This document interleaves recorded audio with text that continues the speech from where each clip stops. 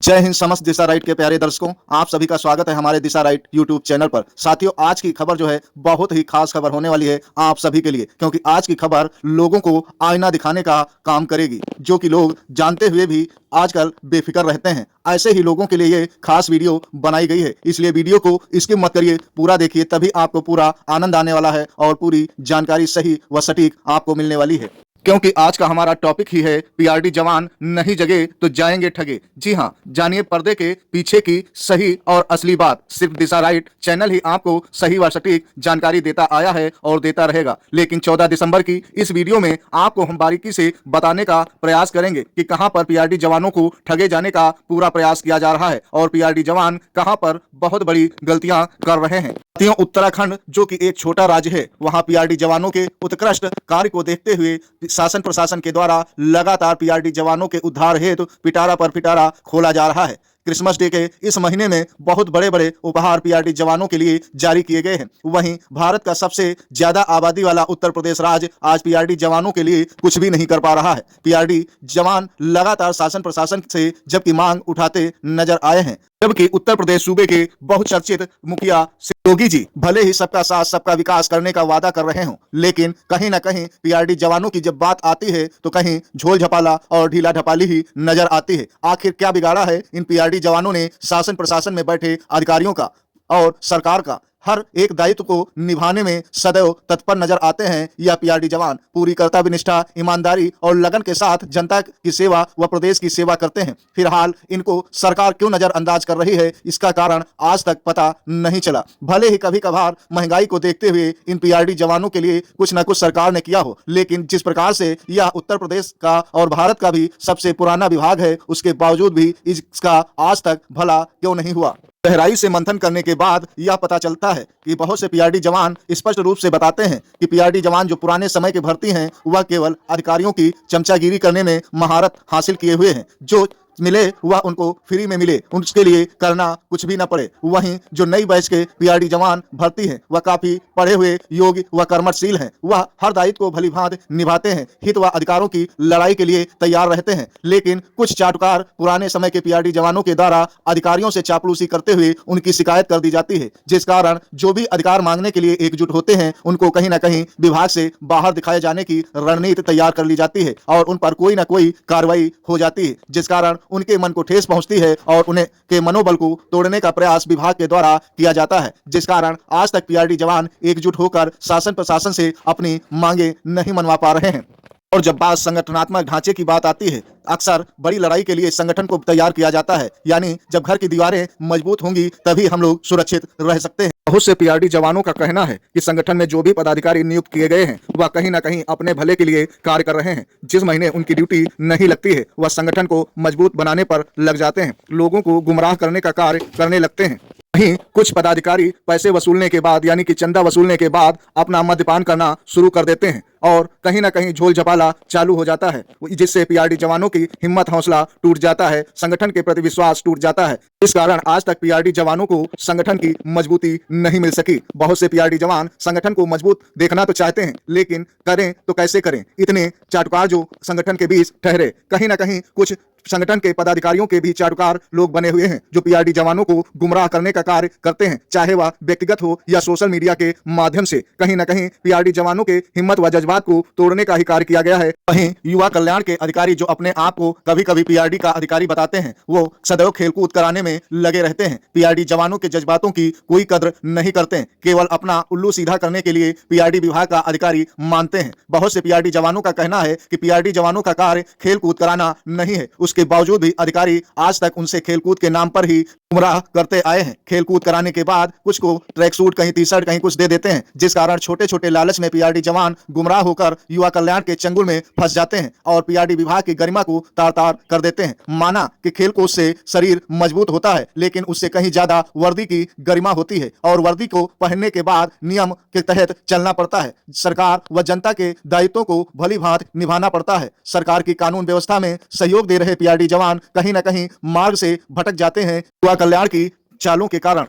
कि युवा कल्याण ही वह विभाग है जो पीआरडी जवानों को दिन प्रतिदिन चौपट करता आया है। यानी कहीं ना कहीं पीआरडी विभाग को पूर्ण रूप से खत्म करने का एक समय में प्रयास किया जा रहा था, लेकिन योगी सरकार धन्य है कि पीआरडी जवानों को कहीं ना कहीं फिर से उभारने का कार्य करने में लग गई और पीआरडी जवान आज जगह जगह दिखाई देने लगे हैं। लेकिन पीआरडी जवानों को जो उनका हित व अधिकार मिलना चाहिए वह अभी तक नहीं मिला, जिसका प्रमुख कारण पीआरडी जवान युवा कल्याण के अधिकारियों को मानते हैं, युवा कल्याण विभाग को मानते हैं। वहीं प्रदेश अध्यक्ष शमशेर अहमद हो चाहे अमर सिंह सोमवंशी, सभी ने पीआरडी जवानों को गुमराह करके अवैध वसूली के साथ साथ पीआरडी जवानों की हिम्मत को तोड़ने का कहीं ना कहीं कार्य किया है।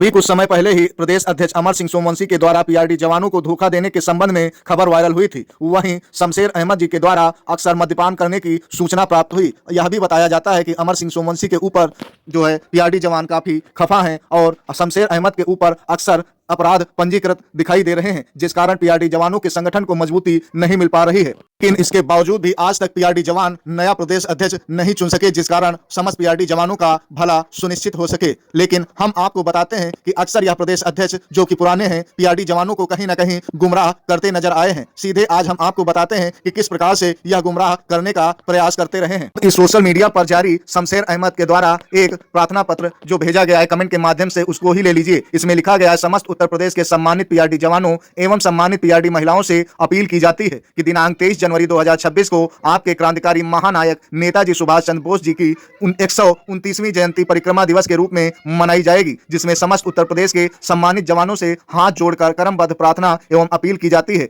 प्रांतीय रक्षक दल का अवैतनिक कर्मचारी कल्याण समिति उत्तर प्रदेश के द्वारा दिनांक 23 जनवरी 2026 को महानायक नेताजी सुभाष चंद्र बोस की जयंती के उपलक्ष्य में माननीय मुख्यमंत्री महोदय एवं विभाग के मालिक और मसीहा कैबिनेट मंत्री महोदय जी को मुख्य अतिथि के रूप में आमंत्रित किए जाने के लिए समस्त उत्तर प्रदेश के जवानों से सलाह सुझाव की अपेक्षा की जाती है कि माननीय मुख्यमंत्री महोदय जी को 23 जनवरी 2026 को मुख्य अतिथि के रूप में बुलाने हेतु अग्रिम कार्रवाई जारी सुनिश्चित किया जाए या नहीं। अगर करते हैं तो अभी से अग्रिम कार्रवाई करना सुनिश्चित करना पड़ेगा, तभी 23 जनवरी 2026 को माननीय मुख्यमंत्री महोदय जी मुख्य अतिथि के रूप में उपस्थित हो पाएंगे या हो पाना संभव है, जिसमें समस्त उत्तर प्रदेश के जवानों का पूरा समर्थन एवं सहयोग संख्या बल कम से कम 10 से 15 हजार जवानों का होना अनिवार्य है। क्योंकि मुझे प्रशासनिक सूत्रों के द्वारा अवगत कराया गया कि युवा कल्याण विभाग द्वारा माननीय मुख्यमंत्री महोदय जी को मुख्य अतिथि के रूप में 11 दिसंबर 2025 को स्थापना दिवस में आमंत्रित नहीं किया गया था, जिस कारण वह उपस्थित नहीं हो सके। अपने संगठन संघ के द्वारा आमंत्रित करना चाहते हैं तो 23 जनवरी 2026 को नेताजी सुभाष चंद्र बोस जी की जयंती पर अवश्य उपस्थित होंगे। तो साथियों, यही कहीं ना कहीं झूठ नजर आ रहा है प्रदेश अध्यक्ष शमशेर अहमद का। अब आप ही बताइए कि एक महानिदेशालय यदि माननीय मुख्यमंत्री जी को आमंत्रित नहीं करता है तो ऐसे में यदि शासन खफा हो गया तो कहीं ना कहीं अधिकारियों की सामत आ जाएगी और हर बार माननीय मुख्यमंत्री जी को कहीं ना कहीं आमंत्रित अवश्य किया जाता है। वहीं जब इतने बड़े प्रोग्राम में माननीय मुख्यमंत्री जी सम्मिलित नहीं हुए तो एक मामूली संगठन में कैसे सम्मिलित हो सकते हैं, या कहीं ना कहीं पीआरडी जवानों को अवश्य गुमराह करने का प्रयास किया जा रहा है। क्योंकि माननीय मुख्यमंत्री जी के आगमन पर सुरक्षा चूक जैसी न हो, इसलिए बहुत सी सुरक्षा इंतजाम करने पड़ते हैं। वहीं लोगों के बैठने की व्यवस्था, खान पान की व्यवस्था आदि भी करनी पड़ती है। वहीं अन्य विशेष अतिथियों को आमंत्रित भी करना पड़ता है। तो ऐसे में कहीं ना कहीं प्रदेश अध्यक्ष लोगों को गुमराह करने का पूर्ण रूप से कार्य कर रहे हैं।